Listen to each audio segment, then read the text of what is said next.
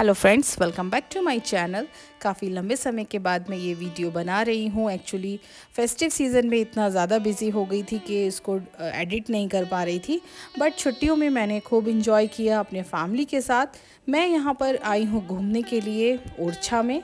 तो आज मैं आपको यहाँ की एक ऐतिहासिक पेंटिंग के बारे में बताऊंगी। इस वीडियो के माध्यम से हम जानेंगे कि इतनी 300 से ऊपर साल पुरानी जो ये पेंटिंग है आखिर बनती कैसे थी और इसको किस तरीके से बनाया जाता था। तो कुछ चीज़ें जानेंगे, डिटेल वर्क यहाँ पर देखेंगे हम। यहाँ पर फ़िलहाल मैं हूँ लक्ष्मी टेम्पल में, जो कि ओरछा जो टेम्पल किला है उसका एक पार्ट है। और आप देख सकते हैं कि ये किला बहुत ही खूबसूरत है। इस किले को बनवाया था बीर सिंह बुंदेला, जो राजा थे, उन्होंने बनवाया था लक्ष्मी माँ की आराधना करने के लिए। और कहा यह भी जाता है कि ये जो टेम्पल है ये आउल की शेप में बनाया गया है। यहाँ पर अंदर विराजमान है लक्ष्मी माँ। और इस जो टेम्पल की खासियत है वो इसकी नक्काशी और इसकी वो पेंटिंग्स हैं। तो चलिए देर न करते हुए मैं आपको दिखाती हूँ यहाँ की पेंटिंग्स। तो पेंटिंग्स दिखाने से पहले मैं आप सभी लोगों को लक्ष्मी माँ के दर्शन कराना चाहती हूँ। और चलिए अब हम अपनी जर्नी को शुरू करते हैं। यहाँ पर ये जो पेंटिंग्स हैं ये बिल्कुल ही एक डिफरेंट आर्ट टेक्निक है, जो कि आज से कई सौ साल पुरानी ये आर्ट है। कहाँ माना जाता है, और जो वहाँ के गाइड थे उन्होंने हमें बताया कि 1793 मतलब सन 1793 में ये पेंटिंग्स जो हैं बनवाई थी राजा पृथ्वी सिंह के द्वारा, जो कि ओरछा के आखिरी राजा माने जाते हैं। और उन्होंने ये पेंटिंग्स इस जो पूरा मंदिर है उस मंदिर के पूरी जो गैलरीज हैं उसमें ये पेंटिंग्स बनवाई थी। और उनका मानना था, क्योंकि वो आखिरी राजा थे, तो वो जितने भी बुंदेलखंड के राजा रहे हैं उनको एक ट्रिब्यूट देना चाहते थे। तो इसलिए जो राजा जिस चीज़ का फ़ैन था या जिस चीज़ में माहिर था, तो वो उन्होंने उन सभी राजाओं को उन चीज़ों के साथ यहाँ पर दर्शाया और जो कारीगर थे उनसे ये काम करवाया। तो ये जो टेक्निक है थोड़ा सा इसके बारे में और मैं आप लोगों को बताती हूँ।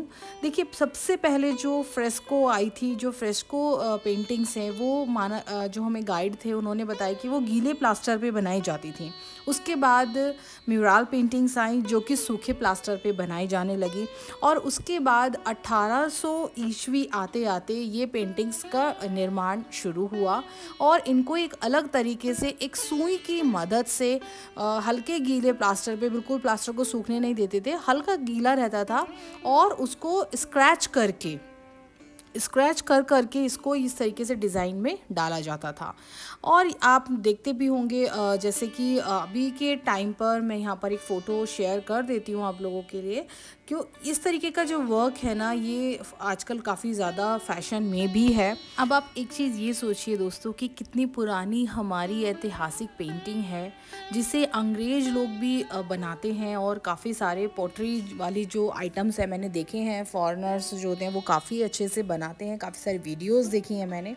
तो चलिए मैं आगे और बढ़ती हूँ इस गैलरी में इस तरीके के आले टाइप के बने हुए हैं, जिसके अंदर बहुत सुंदर सुंदर सी चित्रकारी की गई है, सभी तरीके के राजाओं को दिखाया है। यहाँ तक कि जो सीलिंग है, ऊपर का जो एरिया होता है, उसमें भी हर राजा के बारे में यहाँ पे कहानी है।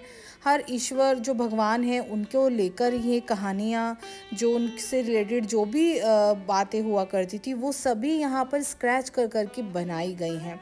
ये एक बहुत ही अद्भुत दृश्य था मेरे लिए, क्योंकि मैंने इस तरीके की पेंटिंग्स को, मतलब इतनी ऐतिहासिक पेंटिंग को कभी इतने पास से नहीं देखा था। और मैंने जब ये देखा, एक नई चीज़ थी, और मुझे बहुत आश्चर्य हुआ कि हमारा जो हिंदुस्तान है वो कितना रिच है इन सब कलाओं से, और उनको बस एक्सप्लोर करने की देर है। तो हमारे हिंदुस्तान में किसी चीज़ की कमी नहीं है।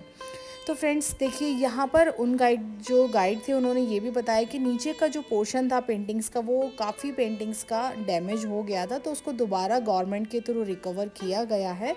कुछ पेंटिंग्स यहाँ पे कंप्लीट ओरिजिनल है अभी तक, लेकिन कुछ में नीचे का पोर्शन डैमेज होने की वजह से उनको दोबारा रिकवर कराया गया है। तो ये बहुत ही ब्यूटीफुल है, आप देख सकते हैं। कैमरे की नज़र से शायद उतना आपको नहीं अच्छा लगेगा, लेकिन जब इनको आप अपने आप कभी जाइएगा ओरछा तो ज़रूर घूमिएगा लक्ष्मी टेम्पल, लक्ष्मी नारायण टेम्पल। और देखिए यहाँ पर पूरी पूरी जो उनके युद्ध की कहानियाँ होती थी वो सब बना रखी हैं, जो कि एक बहुत ही दिलचस्प बात है हम आर्टिस्टों के लिए कि किस तरीके से उस समय भी जो आर्टिस्ट लोग हुआ करते थे वो कितनी मेहनत किया करते थे। हम तो उनके सामने कुछ भी नहीं है। सच में मैं तो अपने आप को कहीं नहीं मानती हूँ। ये आर्टिस्ट लोग सच में बहुत मेहनत करते थे और बहुत ही सुंदर काम भी किया करते थे। देखिए पूरा जो गैलरी की सीलिंग है उसमें पूरे में पेंटिंग है। थोड़ी थोड़ी पेंटिंग्स कहीं कहीं से डैमेज हो गई हैं क्योंकि दोस्तों बहुत पुरानी पेंटिंग है ये। लेकिन बस ये है कि आप जब भी यहाँ पे घूमने जाएंगे तो एक आश्चर्यचकित रह जाएंगे इस चीज़ को देखकर कि किस तरीके से वो हर चीज़ को यहाँ पे दर्शाया करते थे। तो यहाँ पर जो है बहुत सारे हमने राजाओं के बारे में भी देखा, युद्ध के सीन देखे, यहाँ तक कि जो समुद्र मंथन का सीन है वो भी हैं। और अलग अलग राजाओं से रिलेटेड, जैसे अलग धर्म का अगर कोई राजा है, जैसे यहाँ पर काफ़ी सारे जैसे जहांगीर, ये सब राजा भी उनके दोस्त हुआ करते थे। बुंदेले जो राजा थे उनके मित्र हुआ करते थे। तो उनसे रिलेटेड उन्होंने जो गैलरी बनाई है उसमें पूरा उन्होंने ऐसा वर्क किया है जो बिल्कुल आपको दर्शाता है कि मुग़ल एम्परर जैसा फील कराता है। मतलब देखिए फ्रेंड्स, यहाँ पर भी एक चीज़ उन्होंने हमें बताई जो गाइड थे, कि जो मुग़ल वालों का जो डिज़ाइन बनता है, मुग़ल्स का जो डिज़ाइन बनाया जाता है उसमें कोई भी लिविंग थिंग नहीं बनाई जाती है। मींस आप उनमें सिर्फ नक्काशी होती है एक तरीके की और उससे कम डिज़ाइन को कंप्लीट किया जाता है। बट जो गैलरीज इन्होंने हिंदू राजाओं को डेडिकेट की थी उसमें इन्होंने सारे लिविंग थिंग्स को यूज़ किया था। तो ये एक बहुत ही डिफरेंट चीज़ थी। और यहाँ तक कि जो अंग्रेज़ लोग आए थे उसको मतलब एक दो पेंटिंग्स में मैंने देखा कि वो लोग राजाओं के साथ मिलकर जो है कुछ खाना पीना, उनका भोजन का उन्होंने सीन क्रिएट किया है। तो वो चीज़ भी इन्होंने यहाँ पर दिखाई है जो कि कभी किसी मंदिर में इस तरीके की नहीं दिखाई जाती है। तो ये एक अलग तरीके का टेम्पल है जहाँ पर पेंटिंग्स के थ्रू ओरछा की काफ़ी हद तक कहानी दिखाई गई है। यहाँ तक कि वहाँ के और जो राजा थे उनको डेडिकेट करने के लिए उनको भी यहाँ पर दर्शाया गया है। तो ये जो आर्ट वर्क है ना, ये बहुत ही डिफरेंट है। इसको एक पतली सी सुई से आप सोच के देखिए एक बार कि आप पतली सी सुई से कितनी देर तक किसी दीवार को खुरच सकते हैं। खुरचना ही नहीं है दोस्तों, एक डिज़ाइन भी बनाना है, वो भी हमें सोचना है। तो वो कैसे किया होगा, कितना टाइम लगा होगा, ये देखिए आप। यहाँ पर एक निडल की हेल्प से ये जो रानी है उनको बनाया गया है। बट एक चीज़ मुझे यहाँ बहुत सुंदर लगी कि आइज़ बिल्कुल मधुबनी पेंटिंग जैसी हैं, बड़ी बड़ी आइज़। देखिए ये पूरी जो पेंटिंग है ये इस तरीके से हैं, डिज़ाइन ये है। तो एक अलग ही अनुभव रहा मेरा ओरछा टेम्पल घूमने का, ओरछा का किला घूमने का। और बहुत ही सुंदर जो है ये दृश्य है। तो आइए आगे और देखते हैं।